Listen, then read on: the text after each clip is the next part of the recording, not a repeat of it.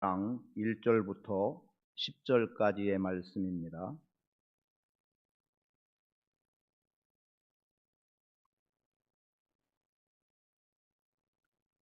함께 읽습니다. 14년 후에 내가 바나바와 함께 디도를 데리고 다시 예루살렘에 올라갔나니 계시를 따라 올라가 내가 이방 가운데서 전파하는 복음을 그들에게 제시하되 유력한 자들에게 사사로이 한 것은 내가 다름질한 것이 헛되지 않게 하려 함이라. 그러나 나와 함께 있는 헬라인 디도까지도 억지로 할례를 받게 하지 아니하였으니 이는 가만히 들어온 거짓 형제들 때문이라.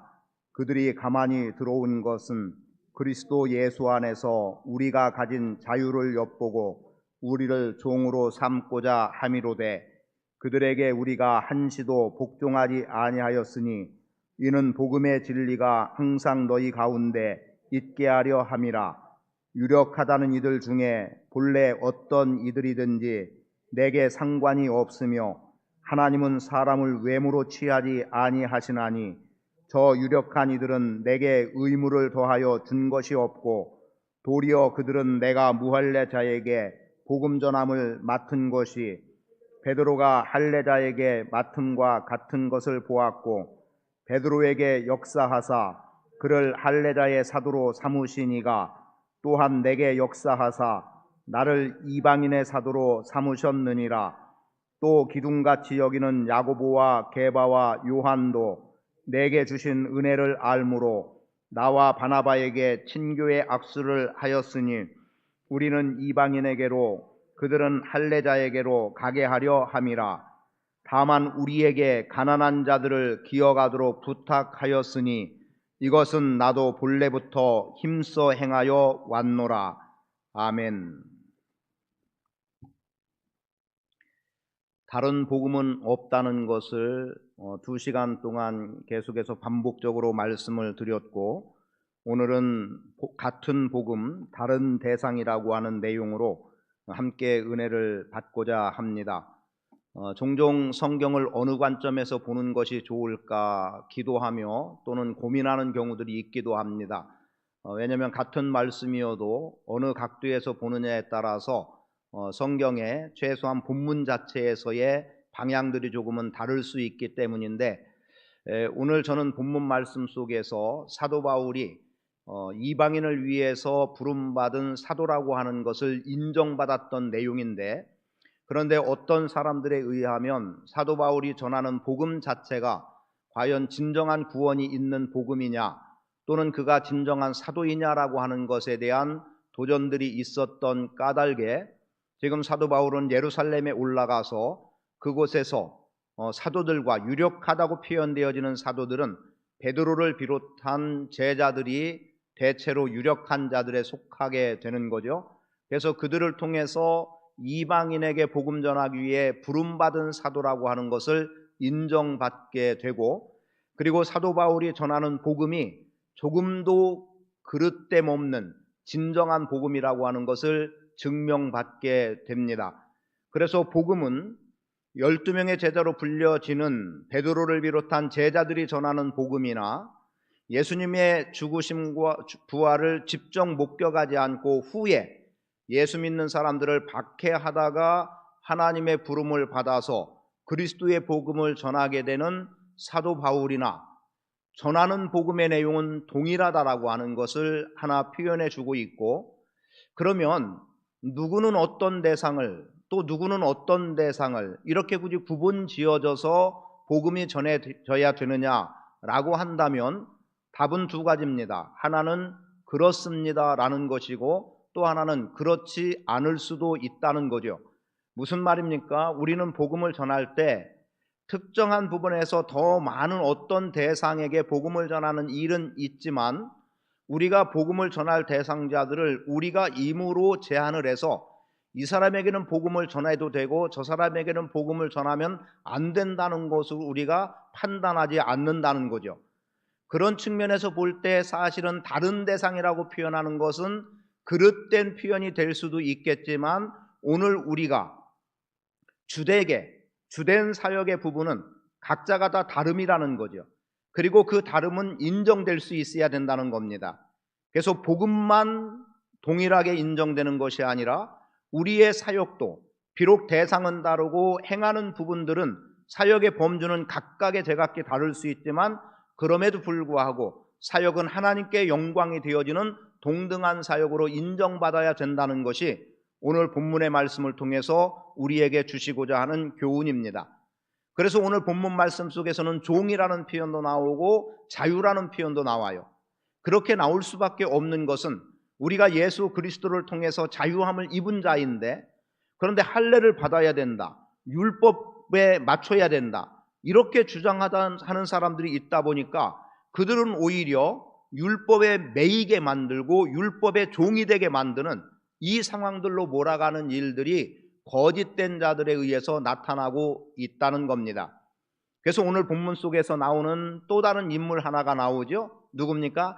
헬라인 디도. 이 헬라인 디도는 이방 사람입니다. 이방 사람이기 때문에, 이방인이기 때문에, 즉 헬라인이기 때문에 어때요? 마땅히 할례를 받아야 유대인의 범주로 들어간다라고 말할 수 있지만 복음은 그러한 것이 아니기 때문에, 복음은 이미 할례를 뛰어넘는 구원의 은혜를 주는 복음이기 때문에 디도가 헬라인이라고 해서 굳이 할례를 받아야만 구원에 이르느냐? 아니라는 거죠. 물론 유대인이라고 불리어질 수는 없는 겁니다. 왜요? 그의 신분 자체가 헬라 사람이기 때문에, 헬라인이기 때문에 유대인이라고 불려질 수는 없지만 복음을 통해 구원에 이르고 그 복음에 의해서 하나님의 자녀요, 하나님의 백성이요, 그리고 교회됨이라고 하는 부분에서는 조금도 이방인이라고 해서 유대인에게 밀리는 것이 아니라는 것, 이 말씀을 분명하게 우리에게 주시고자 함이 있습니다. 그래서 오늘 본문 말씀 속에서 크게 두 부류로 말씀을 드리겠습니다만, 먼저 반복해서 드릴 겁니다. 먼저는 8절의 말씀을 한번 보기를 원합니다. 8절 말씀에 보면 무엇라고 기록합니까? 같이 읽어보겠어요. 시작. 베드로에게 역사하사 그를 할례자의 사도로 삼으신 이가 또한 내게 역사하사 나를 이방인의 사도로 삼으셨느니라. 자, 역사하는 분은 한 분이에요. 그죠? 역사하시는 분, 베드로에게 역사하시는 분, 또 바울에게 역사하시는 분. 그런데 그렇게 역사됨에 있어서 어떻습니까? 베드로는 할례자의 사도로 세움받았다는 거죠. 할례자로 세움받았다는 것은 무슨 말입니까? 말 그대로 아브라함 당시에 주어진 할례와 더불어 유대민족은 할례를 통해서 유대민족인 것을 증명해 보일 수 있었고, 그 할례의 상징은 구별됨이었습니다.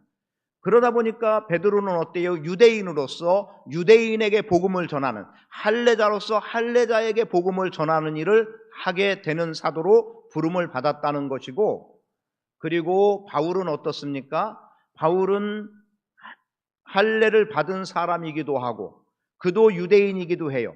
바리새인 중에 바리새인이라고 불려지기도 했습니다. 물론 로마 시민권을 갖기도 했어요. 로마 시민권을 갖고 있다는 것만으로는 이방인 같은 취급을 받을 수도 있지만, 그는 그 스스로가 말하기를 나는 히브리인 중에 히브리인이다 분명하게 선언하고 있습니다. 그리고 그는 할례 받은 자였고 그는 하나님께 대한 열심이 있었던 사람.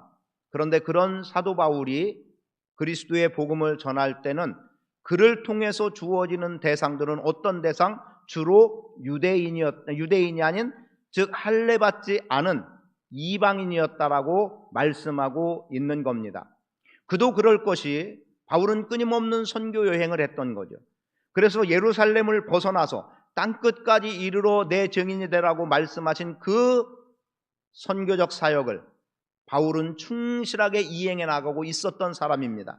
그래서 그는 발길 닿는 곳마다 복음을 증거했고 발길 닿는 곳마다 교회가 세워졌고, 그런데 사도 바울을 통해 세워진 교회들은 다라고 표현해도 좋을 것 같아요. 예루살렘 교회를 제외한 나머지의 교회들은 다 이방인 교회와 다를 바 없는 거였어요. 거기에도 유대인이 함께하고 있었지만 그래도 여전히 이방인 교회라고 불려질 수밖에 없는 교회들로 그렇게 세워져 있었던 겁니다. 그러니까 대표적인 측면으로 본다면 베드로는 할례 받은 자에게 복음을 전하는 유대인들에게 복음을 전하는 사도 바울은 할례자임에도 불구하고 무할례자들인 이방인들에게 복음을 전하는 사도로 부름받았다. 그러나 베드로가 전하는 복음이나 바울이 전하는 복음이나 복음의 내용은 동일하다라는 겁니다. 이것이 오늘 본문 속에서 우리에게 주된 말씀으로 주시는 겁니다.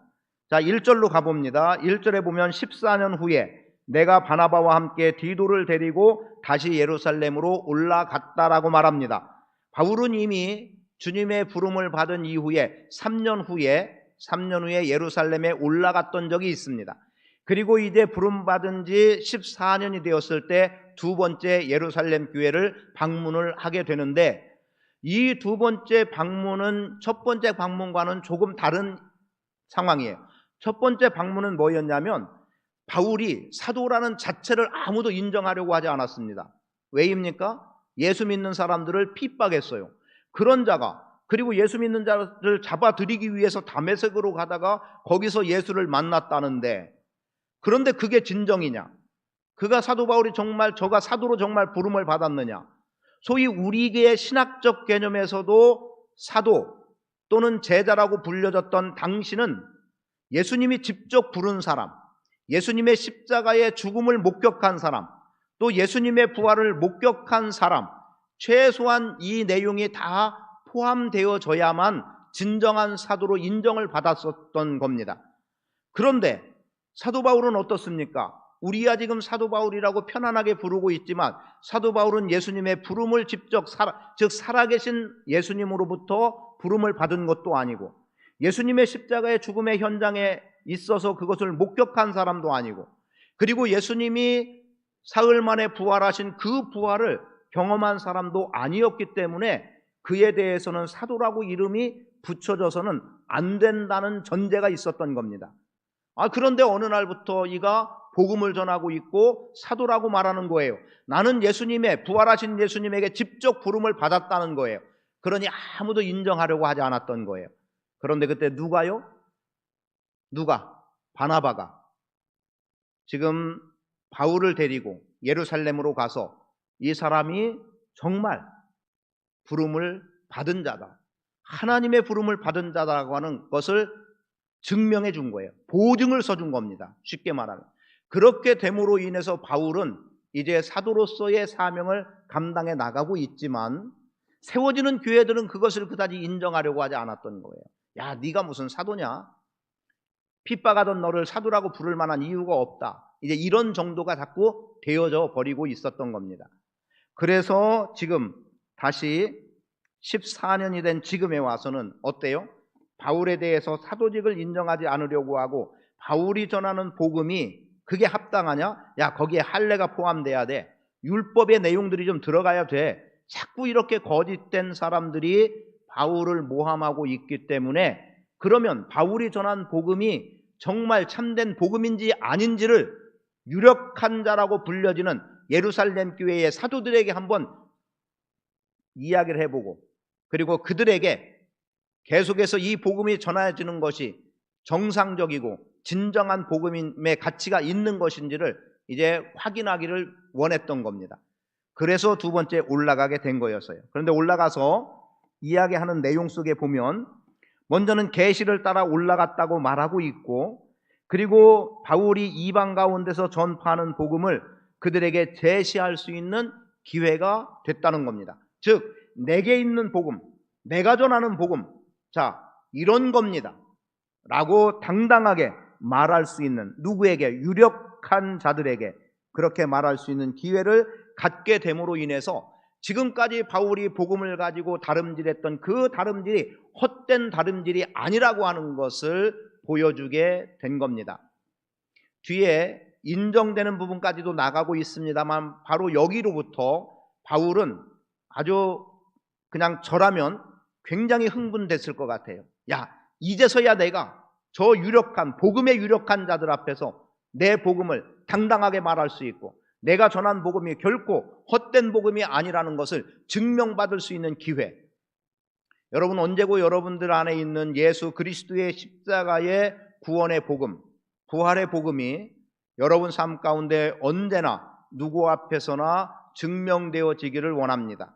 그 말은 옳은 복음이냐 그른 복음이냐의 증명이 아니라 당당하게 누구 앞에서라도 복음을 말할 수 있는 사람이 되어야 한다는 이야기입니다. 내가 구원받았음에 대해서 분명해야 되고 누구 앞에서든 내가 예수 믿는 사람이라고 하는 것을 드러내는, 의도적으로라도 드러낼 수 있는 그러한 자리에 있어야 돼요. 근데 지금은 참 많이 위축됐지요. 교회 다닌다? 이거 드러내기 쉽지 않은 때가 돼버렸습니다. 그런 상황이지만 우리는 그래도 여전히 내가 믿는 예수를 당당하게 말할 수 있어야 되고 내가 예수 믿는 사람임을 누구 앞에서라도 숨김없이 나타낼 수 있는 그러한 삶의 모습이 될 수 있어야 합니다. 그러면서 지금 말을 하기를 헬라인 디도까지도 억지로 할례를 받게 하지 않았다는 거예요. 그 말은 뭐예요? 주변에서는 거짓된 자들은 끊임없이 지금 어떻게 해야 된다? 할례 받아야 구원이 있다. 제 이방인이냐? 그러니까 이방인이 구원받으려면 복음 플러스 할례가 있어야 된다. 그러니 만약에 디도도 너희와 함께 사역을 하고 있는 디도가 할례를 받지 않는다면 우리는 그를 인정할 수 없다. 그러니까 할례 받게 하라. 할례 받게 하라. 이런 계속해서 압박이 주어졌던 부분이 있었던 겁니다. 그런데 바울이 그리하지 않았다는 것은 그렇게 하면 어떻게 돼요? 이게 서로 기싸움처럼 여겨질지 모르지만 그러면 바울이 어느 순간 순수한 복음에 그래 맞다. 할례를 받아야 구원에 있다는 것을 인정하는 태도밖에 되지 못하는 겁니다. 그러하기 때문에 바울은 그 일에 대해서 할례를 받게 하지 않았다라고 말하고 있고 그래서 4절에서 자유와 종이라는 표현이 나오는데 오늘 우리가 예수의 복음으로 죄로부터 자유한 자 아니냐? 율법으로부터 자유한 자 아니냐? 그죠? 여러분 구약에서 보면 한 가지만 이야기한다면 구약에서는 우리가 먹어야 될 음식과 먹지 말아야 될 음식들을 열거해 놓고 있습니다. 그런데 신약에 와서는 어땠나요? 먹든지 마시든지 무엇을 하든지 다 하나님의 영광을 위하여 하라는 말씀 안에 다 포함되어짐으로 인해서 이것이 죄의 문제가 아니라고 한다면 우리는 무엇이든 자유롭게 먹고 마심이 주어질 수 있어야 함을 말해주고 있습니다. 그러니까 오늘 우리는 복음으로 이미 자유한 자가 됐어요. 그런데 또 율법대로 살아가라고 말하느냐? 이럴 수 없다는 거죠. 사실 예수님께서 오셔서 아주 중요한 말씀 하나를 주셨죠. 그게 뭡니까? 자, 강령 중에 율법 중에 가장 큰 율법이 뭡니까? 그랬더니 예수님이 대답하셨죠. 주 너희 하나님을 사랑하라. 그리고 둘째도 이와 같으니 내 이웃을 내 몸과 같이 사랑하라. 여러분 이 말씀이 왜 나왔습니까? 우리가 학적인 개념에서 들었던 이야기대로라고 한다면 예수님께서 10계명, 10가지의 계명, 10계명을 주셨는데 이 10계명을 바리새인들은 쪼개고 해서 613가지로 만들어 놨다는 거죠. 그래가지고 그냥 안식일을 기억하여 거룩히 지켜라 라고 하는 한마디면 되는데 문을 열고 나갔다가 도로 닫고 또는 몇 메타 밖으로 나가면 이런 것들을 자꾸 만들어 놔서 사람들이 움직일 수 있는 영역을 제한시켜버리고 그리고 구속시켜버리고 말았어요. 그래서 안식일을 기억하여 거룩히 지키는 한마디 때문에 사람들이 꼼짝하지 못하고 그래서 예수님과 논쟁을 벌였던 것 가운데 하나 손 마른 자를 안식일에 고친 것 때문에 야 어찌 안식일에 손 마른 자를 병자를 고치냐 있을 수 없는 일이다. 그래서 예수님이 선을 행하는 것 생명을 살리는 것 자 안식일에 그렇게 하는 것이 정말 잘못된 것이냐 라고 하는 것을 말씀하셨던 겁니다. 그러니까 이렇게 올가매는 구속력만 갖는 그것도 아주 살아가기에 힘든 상황들을 자꾸 만들어 놨던 거예요. 그러니까 예수님께서 이 상황에서 그 후의 사람들을 자유를 준 겁니다. 그 자유가 뭐예요? 하나님 사랑하라, 이웃 사랑하라. 이걸로 다 정리해 놓은 거예요. 그런데 지금 할례를 받아서 또다시 613개의 계명과 율법 앞으로 다시 우리를 끌어들이려 하느냐? 제가 조금은 과한 표현입니다만 그런 의미가 이 속에 담겨 있다는 겁니다. 근데 왜 그 자리로 다시 돌아가느냐는 거죠. 예수님이 우리에게 자유를 주었는데 왜 다시 율법으로 돌아가게 하고 왜 다시 구속을 돌아가게 하느냐. 그래서 지금 디도에 대해서는 할례를 주지 않았다. 우리는 더 이상 율법의 종으로 살아가지 않겠다는 것을 선언하는 것과 동일한 내용입니다. 그래서 오늘 본문 속의 첫 번째, 진리를 고수해야 됩니다. 여러분, 진리를 지켜야 됩니다. 진리 버리지 마십시오. 타협하지 마세요. 우리는 조금 불편한 것 때문에 편하게 가려고 타협하고 그런데 여러분, 조금 양보해버리면 어느 순간 그보다 조금 더 그러다가 결국은 거짓의 진리가 완전히 먹혀버리는 결과를 가져오게 됩니다. 여러분, 진리는 진리로서 견고하게 서 있어야 됩니다. 그 정도는 괜찮겠지라고 타협하는 순간 이제 모든 것이 생명력을 잃어버리는 결과를 가져오게 되는 거예요. 예를 들면 이런 거죠. 아니, 너 전에 그랬잖아. 전엔 그렇게 하지 않았어? 근데 왜 지금 굳이? 그럼 전에 했다는 것 때문에 지금 또 해야 되는 상황.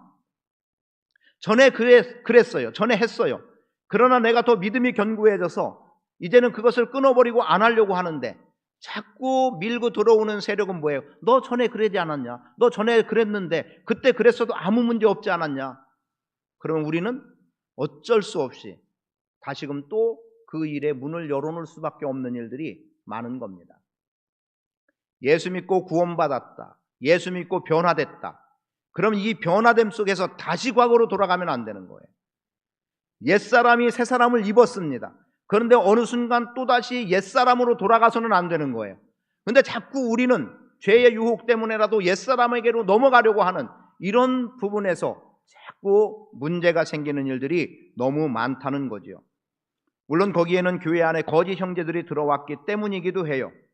그래서 그리스도 안에서 가진 자유를 빼앗고 율법의 종으로 삼으려고 하는 세력들이 분명히 있기도 합니다. 여러분, 조심스러운 말이지만 신앙생활 오래 했다고 해서 안전하지 않다는 것 알아야 됩니다. 때로는 신앙생활 오래 하신 분들이 오히려 더 초신자들에 대해서 이제 막 신앙생활 시작하는, 그래서 아무것도 모르는, 그래서 어떻게 해야 될지도 모르는 이러한 사람들을 오히려 구속시켜버리고 그리고 그들의 행보를 자꾸 제한시켜버리고 이런 일들이 사실 우리 주변에 많이 일어나기도 합니다. 저는 여러분들이 복음에서는 절대 타협하지 않기를 원합니다. 진리 타협하지 않기를 원합니다. 복음의 진리를 훼손시켜서는 안 되는 거예요. 그런데 우리가 조금 실수 또는 의도적으로라도 아니면 이 위기를 모면해 보겠다고 잠깐 틀어버리면 걷잡을 수 없는 어려움에 놓이는 상황들이 주어지기도 합니다. 여러분, 타협하는 순간 본질은 사라져버리는 거예요. 타협하는 순간 진리는 비진리가 됩니다. 타협하는 순간 변질되는 겁니다. 지금 디도 이야기를 했습니다만 디도가 헬라 사람이기 때문에 유대인들의 관점에서는 디도가 반드시 할례를 받아야 된다고 생각을 했던 거예요. 왜요? 그래야 아브라함의 자손이라고 하는 증거가 되고 그래서 유대인이라고 부를 수도 있겠고 또는 하나님의 자녀라고 부를 수 있기 때문이었습니다. 그러나 할례 받지 않으면 부정한 자로 여전히 취급받을 수 있기 때문에 그래서 디도에게 할례를 받아야 된다고 하지만 부정한 자로 불려질 수 있으니까 할례 받으라고 말은 하고 있는데 정작 복음을 훼손시키고 구원의 조건으로 할례를 제시하고 있었던 거예요. 그러니 도무지 받아들일 수 없었던 겁니다. 여기서 교훈되는 것은 그거죠. 복음이면 된다는 겁니다. 단순한 거예요. 여러분, 복음이면 됩니다. 여러분이 이미 받은 복음이면 됩니다. 여러분, 성경 공부는 왜 성경 공부합니까? 하나님을 더 깊이 알아가자는 거고 더 믿음 생활 잘 하자는 거지 막 성경을 쪼개다가 엉뚱한 데로 빠져버리고 그릇된 데 나가고 그리고 어느 순간 신앙과는 전혀 상관없는 동떨어진 모습으로 살아가고 내가 공부해봤더니 더 이상 성경 필요 없더라 이렇게까지 나가는 일들이 있기도 합니다. 성경 공부 많이 했다고 해서 다 믿음이 좋으냐? 그렇지 않은 거예요. 넘어지면 그만입니다. 넘어지면 그만이에요. 그래서 저는 종종 그런 표현을 했어요. 단순하게 믿으라는 겁니다. 그건 예수 그리스도 외에는 없다는 얘기예요. 여기에다 뭘 붙이고 복잡하게 하지 말고 예수 그리스도 이름이면 됩니다. 예수 그리스도의 십자가면 되는 거예요.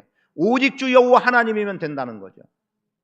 그것이 오늘 우리에게 있어서 진정한 복음의 기능을, 가치를 다할 수 있다는 것을 기억하세요. 두 번째는 대상입니다. 대상. 여기는 쉽게 말하면 다름을 인정하라는 거예요. 사역의 다양성을 인정하라는 겁니다. 이미 말씀드렸습니다만 베드로의 사역 할례자입니다. 사도 바울의 사역 무할례자입니다. 유대인이요 이방인이에요. 이렇게 구분하면 되는 거예요.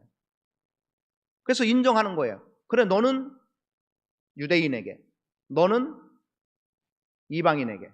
이방인의 대표성은 헬라인들입니다. 그렇게 전하면 되는 거예요. 또는 거기에 로마 사람 포함될 수 있겠죠. 그런데 그렇게 사역은 다 다르지만 뭐예요? 복음은 같다는 것 아닙니까?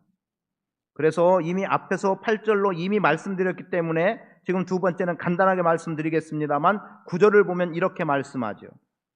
또 기둥같이 여기는 야고보와 게바와 요한도 내게 주신 은혜를 알므로 나와 바나바에게 친교의 악수를 하였으니, 여러분, 내게 주신 은혜, 바울이 받은 은혜, 게바, 베드로죠? 베드로도 받았고 야고보도 받았고 요한도 받았기 때문에 벌써 바울이 자신의 복음을 유력한 자들 앞에서 이야기했을 때 그게 참인 것을 이들은 안 거예요. 왜 고수는 고수를 알아본다고 그러죠? 그런 거죠. 벌써 내 안에 있는 복음이 분명하니까 저 사람의 복음도 참인지 거짓인지를 분별한 겁니다. 그러니까 베드로와 야고보와 요한이 어떻게 한 거예요? 악수를 한 거예요. 손을 내밀어 악수해서 사도 바울이 갖고 있는 너의 복음, 우리가 받은 복음과 동일하다. 네가 받은 은혜, 내가 받은 은혜와 동일하다고 인정을 했던 겁니다. 대상이 달랐을 뿐인 거예요. 사역을 주시는 분은 하나님이십니다. 같은 사도요, 같은 복음을 가진 사도라 하더라도 사역적인 면에서는 다름을 인정할 수 있는 태도가 필요함을 말씀을 드립니다. 각자의 부르심이 다름을 인정하고 다름의 인정 속에 하나 더 나간다면 서로의 다름 그리고 서로의 사역을 존중해 주는 겁니다. 나와 다르니까 배척, 나와 다르니까 무시, 이게 아니라는 거예요. 나와 다르지만 인정해주고 존중해주는 태도가 우리 안에 필요한 부분입니다. 그래서 그리고 하나님은 실제로 우리에게 어떻습니까? 다양한 은사를 주신 것 아닙니까? 여러분, 하나여야 되고 획일적이어야 된다면 똑같은 은사를 주시면 되지 왜 각각의 다른 은사들을 주셨겠습니까? 우리는 동일한 복음 속에 다양한 은사를 가지고 어떤 사람은 가르치는 일, 어떤 사람은 권위하는 일, 각각 다 다른 거예요. 어떤 사람은 섬기는 일. 여러분, 이 일이 다 다름을 기억하세요. 우리 사역 다 다른 거예요. 교회 안에서 사역의 다름을 인정하지 않으면 외골수로 나가다가 어려움을 당하기 쉽습니다. 너 왜 나하고 같이 앉냐? 왜 나랑 똑같지 않냐? 이거로 자꾸 물고 늘어나는 거죠. 그리고 다름을 인정하지 않을 때는 어떻게 합니까? 다른 사람 것은 내 것보다 못하다고 취급해버리는 거예요. 오히려 다른 사람 누가 객관적으로 본다고 말한다면 사실은 은사는 그런 면은 아니지만 야, 내가 누가 봐도 이 사람이 더 나은데? 누가 봐도 이게 더 존중받을 것 같은데? 누가 봐도 이게 대단하다고 여길 것 같은데? 다수가 그렇게 본다 하더라도 다른 사람을 내가 인정하지 않으면 내가 볼 때 다른 사람이 나를 볼 때 훨씬 못 미치는데도 내가 더 나은 것처럼 판단하고 행동하는 일들이 많이 있다는 거라는 거죠. 실제 여러분 한번 주의 한번 살펴보세요. 오늘 우리 교회 안에서도 한번 살펴보세요. 혹시 그런 일 없는가? 그래도 내가 나은 것 같은데 저 사람이 자꾸 날 무시하네? 혹시 이런 생각 들어가 본 적이 있습니까? 아니면 나 잘못한 거 없는데 왜 저렇게 나를 대하지? 이런 생각은 없습니까? 근데 이건 교회 안에서 단순히 사람과의 관계이기 때문에 그렇다라고 하면 안 돼요. 우리 안에는 이미 동일한 복음이 들어와 있는 사람들 아닙니까? 예수 그리스도의 십자가의 구속의 은혜, 그분의 부활의 영광이 우리 안에 다 있기 때문에 이 부분에서 우리는 누구도 나보다 못하다고 천하다고 그렇게 취급할 아무런 이유가 없는 겁니다. 저는 오늘 본문 속에서 9절의 말씀이 또 하나 와닿았던 건 그거예요. 하나님이 주신 은혜를 인정하고 있더라는 거죠. 악수를 했다. 여러분, 악수한 게 뭐 대단하다고 이렇게 말할지 모르지만 지금 이 악수는 사도 바울을 완전히 신뢰한다는 의미입니다. 더 이상 여기에 시비가 걸릴 일이 없다는 거예요. 만약에 바울에 대해서 누군가가 시비를 건다고 하면 이제 사도들이 다 증인이 되고 증거해 주는 거예요. 그가 가진 복음은 온전하다. 그리고 그의 사역은 하나님 주신 사역이다. 그래서 그의 사역에 대해서 누가 아무도 뭐라고 할 수 없다는 거죠. 오늘 우리 안에 복음은 같아야 되고 사역은 다름에 대해서 인정하고 나갈 수 있기를 바랍니다. 그리고 다른 사람의 다양함을 인정하는 것은 오히려 하나 된 거예요. 여러분, 역설적인 표현으로 들리나요? 다른 사역을 인정해서 다양하다. 그런 다양하면 제각각일 것 같지만 오히려 그것은 하나로 모아지게 되어 있습니다. 왜요? 복음이 같기 때문에 그래요. 그리고 하나님이 주신 사역이기 때문에 그렇습니다. 여러분, 다른 사람의 사역을 함부로 판단하고 평가하지 마십시오. 그대로 인정하십시오. 그리고 악수해야 됩니다. 그리고 그 악수와 더불어 바울이 10절에서 하나를 더 이야기하고 있어요. 다만 우리에게 가난한 자들을 기억하도록 부탁하였노니 이것은 나 본래부터 힘써 행하여 왔노라. 여기서 동역이 보여지는 겁니다. 가난한 사람들을 돕는 일, 구제의 일이죠. 이건 초대교회가 해왔던 겁니다. 그리고 바울도 이 일을 오래전부터 본래부터 힘써 왔다는 거예요. 이제 서로의 다름을 인정하고 같은 복음 안에서 하나님이 주신 사역으로 인정해서 인정하고 악수를 하니까 이 악수를 통해서 하나 또 경험되게 된 것은 본래부터 있어 왔던 이웃을 향한 사랑, 구제의 영역이 동역으로 이루어지고 있다는 겁니다. 저는 오늘 우리 교회가 서로 힘을 모아서 동역하기를 원합니다. 아니, 다른 사람이 뭐 하면 좀 인정해 주면 안 될까요? 근데 인정하지 않는 이유에는 아주 좀 이런 태도가 들어있어요. 나는 못하는데 저 사람은 한다는 거죠. 이게 보기 싫은 거예요. 나도 할 수 있으면 전혀 그럴 일이 없는데 나 못하는데 저 사람이 하네? 나보다 믿음 없는 사람이 하네? 예? 이게 문제예요. 목사인 나는 못하는데 이 초신자가 하네? 이게 똑같은 거예요. 이거 문제입니다. 오히려 하면 더 잘하도록, 혹시 했는데 미흡해 보이거나 아니면 몰라서 잘못된 경우가 있을 수 있어요. 그런 때는 바로 잡아주는 태도가 필요한 거죠. 그리고 앞으로는 이렇게 하면 좋겠다는 방향을 알려줘서 교회 안에서는 이렇게 해야 됩니다. 이런 걸 알려주고 해야 될 필요들이 있는 것 아니겠습니까? 지난 주일날 오셨던 분이 계룡에서 오셨어요. 근데 이분이 뭘 말씀하셨냐면 28일 주일에 자기가 전도하고 싶은 사람을 데리고 함께 오기로 했다는 거예요. 근데 이분은 또 어디죠? 그 계룡보다 더 벌곡에 산대요.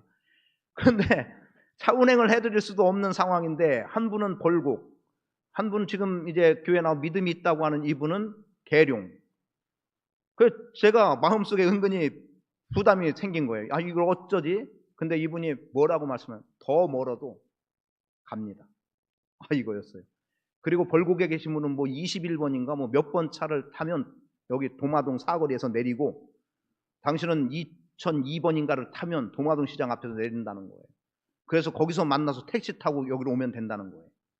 그래가면서 올 방법을 다 이야기하는데 더 놀라웠던 건 전도할 그 사람에게 미리 알려주기 위해서 토요일날 주보를 가지러 오시겠다는 거예요. 이러니 제가 부담이 되겠어요, 안 되겠어요? 아니, 누가 오신다는데도 부담이 되는 거예요. 이 너무 먼 거리에서 지금 그것도 82세 권장하긴 하시더라고요. 82세인데. 그래가지고 이게 차를 어떻게 조치를 해줘야 되나? 아니면 주보를 그냥 갖다 드린다고 하고 갖다 드려야 되나? 심지어 그 생각까지 했어요. 주보를 빨리 만들어서 우편으로 보내줄까? 이 생각까지 했어요. 무슨 방법을 써야 될 것 같아요. 아니면 이제 카톡으로 제가 드리는 방법도 있을 것 같아서 이제 또 이야기를 해보려고 그래요. 여러분, 그분이 거리 때문에 어떨진 모르겠지만 어쨌든 그분 마음은 그거예요. 멀어도 온다. 이게 아주 전제를 해놓으셨어요. 멀어도 옵니다. 그리고 28일 날은 그 사람을 데리고 와야 되기 때문에 그날 같이 등록하기로 했습니다. 이렇게까지 말씀은 하셨는데 뭐 등록 자체가 중요한 건 아닌데 그렇게 약속을 했다는 거죠. 그런데 주보를 가지러 온다. 여러분 그런 열심 전에 있었죠, 그죠? 우리 처음 예수님 만났을 때 그 막 기쁨 감격이 넘칠 때 뭐든 다 할 것 같았고 막 날아갈 것 같았고 뭘 해도 아깝지 않았고 막 이랬던 때가 우리 다 경험 있지 않습니까? 없으신 분 없을 것 같은데 그럴 것 같아요. 뭐 세상 다 얻은 기분 있었습니다. 지금은 어떤가요? 여러분 연약한 자일수록 더 인정해야 됩니다. 실수했어도 인정해 줘야 돼요. 아니 정말 잘못했어도 인정하고 바른 길을 제시하고 안내해 줘야 그 사람이 바른 자리로 돌아오는 거예요. 처음 교회 나왔는데 찬송가를 합니까? 성경을 어떻게 펼줄 압니까? 아무것도 모르는 것 아닙니까? 그런데 왜 찬송하냐고 뭐라고 할 수 있나요? 이 말씀만 드리고 마치겠습니다. 이미 나눴던 말씀이에요. 제가 처음으로 중국에 사역을 하러 갔을 때, 그런데 원래 의도된 대로 사역이 된 게 아니었어요. 물론 못한 게 아니라 다 했는데 지도자들만 교육하기로 약속을 하고 갔는데 그 교회 성도들이 다 모여 있었던 거예요. 그러다 보니까 이제 막 돌아가면서 했죠. 그래서 뭐 목이 다 나가고 앰프 마이크 시스템도 잘 안 돼가지고 목이 다 상하고 막 이럴 정도로 성도들 앞에서는 막 부흥회를 해야 된 거예요. 예, 지도자들은 그냥 나긋나긋하게 가르치는데. 그런데 청년 하나가 전혀 뭐 쳐다도 안 보고 뭐 듣는 것도 없어요. 청년 하나가. 지적을 할 수도 없고 처음 갖고 그런 교회 가서 그것도 또 중국 아니에요. 그냥 속으로는 좀 기분이 상했어도 그냥 참았어요. 근데 시간 한 번도 빠지지 않고 참석을 했어요. 마지막 날 예배하고 마치는데 팽 둘러섰어요. 한 70여 명 이렇게 둘러서 서가지고 이제 앞줄에서 저희가 돌아가면서 인사를 나눈 거예요. 그분들은 밖에서 우리는 안쪽에서. 근데 이 형제가 그냥 덥석 끌어안는 거예요. 저는 그런 준비를 미처 못했는데. 근데 끌어안는 순간 막 코를 찌르는 그 냄새. 막 감당하기 어려운. 근데 안 누는 거예요. 저를 끌어안고 안 누는 거예요. 나중에 알고 보니까 이 사람이 한족이었어요. 그러니까 제 말을 전혀 못 알아들은 거죠. 다 조선족인 줄 알기도 했고 통역을 세우지도 않았었기 때문에. 그러니까 못 알아들으니까 당연히 쳐다볼 일도 없고 고개만 숙이고 있었던 겁니다. 눈물이 확 쏟아지더라고요. 내가 저 사람을 함부로 판단했구나. 어쩌면 그 사람은 아무 소리 못 들었어도 거기 앉아준 것만으로도 굉장히 감사하고 고마운 일이었던 거예요. 그리고 80이 넘은 할머니 한 분이 다음에 또 와달라고, 그래서 꼭 오겠다고 그렇게 약속을 했어요. 그리고 한 4, 5년 전쯤에 그 교회를 한번 갔는데 평일이었기 때문에 다 문이 닫혀 있어서 아무도 보지는 못하고 왔습니다만 교회는 그 자리에 그대로 있더라고요. 함부로 판단해서는 안 됩니다. 인정해야 됩니다. 악수해야 됩니다. 지금 이 악수는 예배 끝나고 인사하는 악수가 아니에요. 완전히 새로운 관계가 형성되는 겁니다. 너와 나는 하나됨이라는 악수입니다. 내가 너의 모든 것 인정하겠다는 악수입니다. 그리고 네가 혹시 실수하고 잘못한다면 내가 책임져 줄 수 있다는 악수여야 됩니다. 그런 모습이 우리 안에 있기를 축복합니다.